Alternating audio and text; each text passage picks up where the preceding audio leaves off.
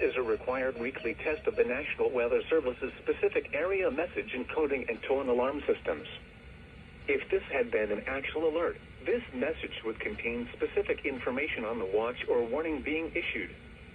This concludes the weekly test of the NOAA weather radio alert systems.